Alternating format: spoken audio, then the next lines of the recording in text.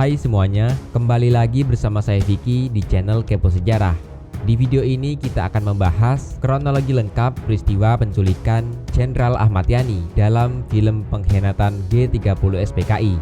Dalam video ini, sudut pandang cerita diambil berdasarkan alur cerita dari film pengkhianatan G30 SPKI. Jadi, saya disclaimer dulu di awal bahwa penjelasan dalam video ini jangan teman-teman terima mentah-mentah sebagai suatu kebenaran. Silahkan teman-teman cross-check lagi dengan menonton video-video dari channel lain atau sumber-sumber yang lebih terpercaya dan kredibel seperti di buku dan lain-lain. Berikut adalah penjelasan kronologi peristiwa penculikan Jenderal Ahmad Yani dalam film pengkhianatan G30 SPKI. Yuk kita mulai.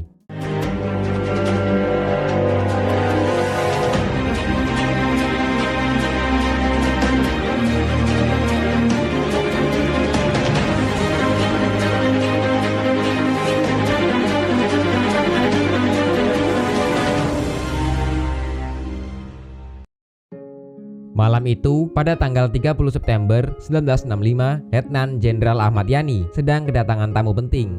Tamu istimewa Yani malam itu adalah Panglima Kodam Brawijaya, Maijen TNI Basuki Rahmat. Basuki melaporkan kepada Yani peristiwa yang terjadi pada tanggal 27 September 1965 perihal aktivis Gerwani PKI yang melakukan perusakan kantor Gubernur Jawa Timur. Melihat banyaknya peristiwa-peristiwa yang terjadi di Jawa Timur, Basuki menduga ada sebuah gerakan sistematis yang sedang berjalan dan hal itu dapat membahayakan Republik. Di sini Basuki juga mengajak salah satu saksi peristiwa tersebut, yaitu Mayor Sugianto. Malam itu Yani sekalian mengajak Basuki Rahmat untuk ikut menghadap Presiden Soekarno pada Jumat pagi 1 Oktober 1965 untuk melaporkan situasi yang terjadi di Jawa Timur tersebut. Yani juga sudah memberitahukan kepada ajudan bahwa besok dia akan menghadap Soekarno, sekaligus memberitahukan kepada istrinya bahwa kemungkinan hari itu juga akan dicopot dari jabatan sebagai Menteri Panglima Angkatan Darat. Saat obrolan sedang berlangsung, Yani mendapat telepon dari Kolonel Sugandi yang memberi kabar bahwa ada suatu gerakan yang mengancam keselamatan sang jenderal. Namun, Yani tak percaya kabar tersebut dan menganggap itu hanyalah rumor belaka. Setelah melakukan obrolan yang cukup panjang, sekitar pukul 10 malam, Maijen Basuki Rahmat kemudian berpamitan pulang.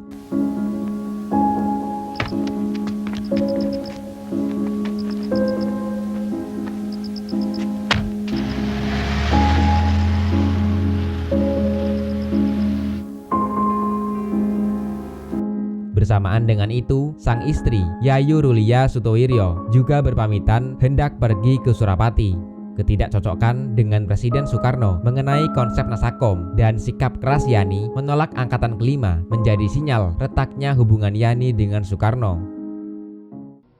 Di sisi lain, ratusan anggota Pemuda Rakyat dan Gerwani tampak sedang berkumpul di Lubang Buaya. Sementara itu, para pentolan-pentolan G30S sedang menyusun sebuah operasi.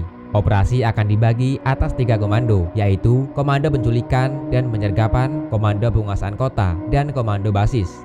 Komando Penculikan diberi nama Pasukan Pasopati, dipimpin oleh Letnan 1 Dul Arif yang ditugaskan untuk menculik para jenderal, baik hidup ataupun mati. Senko 2 di Komplek Halim di Rumah Sersan Udara Ani Suyatno.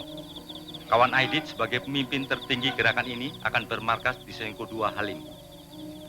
Sedangkan pimpinan pelaksana, termasuk saya selaku komandan gerakan militer, akan bermarkas di Senko 1 di Gedung Penas. Pada pagi hari 1 Oktober 1965, Komandan Satuan Tugas Pasopati, Letnan Dul Arif, membentuk 7 pasukan dari Satuan Tugas Pasopati di Lubang Buaya untuk menculik ke-7 jenderal. Satu di antara 7 jenderal yang akan diculik adalah Letnan Jenderal Ahmad Yani. Dalam buku Julius Poor, G30S Fakta atau Rekayasa, Jakarta, Kata Hasta Pustaka, tahun 2013, pasukan yang ditugaskan menangkap Ahmad Yani dipimpin oleh Peltu Mukijan dan Brigade Infanteri 1 Jaya Sakti. Pasukan yang dipimpin terdiri dari 1 peleton Yin 530 Para Brawijaya, 1 regu PPP Auri, dan 2 regu sukarelawan Organisasi Pemuda Rakyat.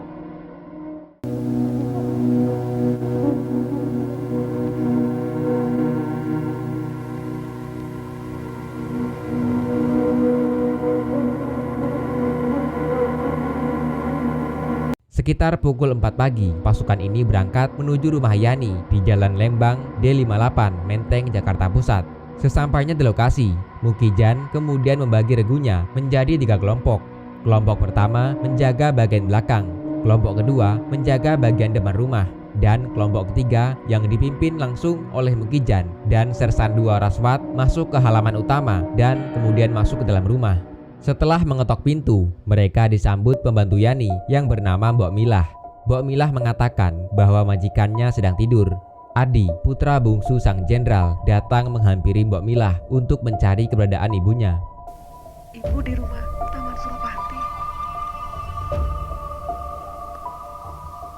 Mana bapak sayang? Bobo. Raswat kemudian menyuruh Adi untuk membangunkan ayahnya karena kedatangan tamu. Coba bangunkan bapak ya. Bilang ada tamu. Adi pun menurut, lalu segera masuk ke dalam kamar guna membangunkan sang ayah. Tak lama berselang, Yani keluar dari kamarnya dengan masih mengenakan pakaian tidur. Raswat kemudian mengatakan bahwa Yani diminta untuk menghadap presiden saat itu juga.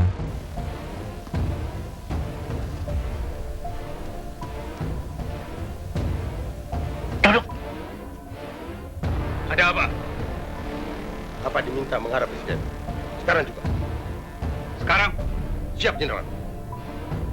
Mendengar hal itu, Yani kemudian minta izin untuk mandi dan berganti pakaian. Namun permintaannya ditolak. Ketika Yani meminta izin untuk berganti pakaian, hal ini juga ditolak. Sebaiknya tidak usah mandi, Jenderal. Paling tidak cuci muka toh dan berpakaian. Tidak usah berpakaian. Lancang kalian. Tahu apa kalian? Yani pun menjadi geram dan memukul salah seorang di antara mereka karena dianggap telah lancang. Yani kembali ke kamar dan langsung menutup pintu kaca.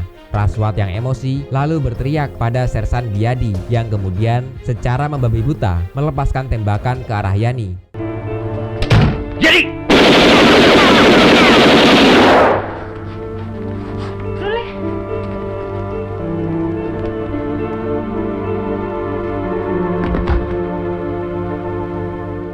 Tujuh peluru menembus kaca dan langsung membuat Yani gugur saat itu juga. Adi dan anak Yani yang lain hanya bisa terdiam melihat ayahnya ditembak mati oleh pasukan penculik. Jenazah Yani kemudian diseret dengan posisi badan dan kepalanya berada di lantai. Mereka kemudian menyeret jenazahnya keluar dan memasukkannya ke dalam mobil. Setelah itu, mereka kembali ke lubang buaya. Di sini, jasad Yani dibiarkan tergeletak dengan jasad 2 korban lainnya sembari menunggu keempat korban yang sedang mengalami penyiksaan. Hingga akhirnya jasadnya kemudian dimasukkan ke dalam sumur tua bersamaan dengan 6 korban lainnya. Pada tanggal 4 Oktober 1965, berkat petunjuk dari Sukitman, jasad Yani dan ke-6 korban lainnya akhirnya dapat ditemukan. Jasadnya kemudian dimakamkan di Taman Makam Pahlawan di Kalibata. Pada hari yang sama, Yani dan rekan-rekannya resmi dinyatakan sebagai pahlawan revolusi dengan keputusan Presiden nomor 111/KOT/1965 dan pangkatnya dinaikkan secara anumerta dari Letnan Jenderal untuk bintang keempat umum. Itulah kronologi peristiwa penculikan hingga gugurnya Letnan Jenderal Ahmad Yani. Semoga bermanfaat dan sampai jumpa di video selanjutnya.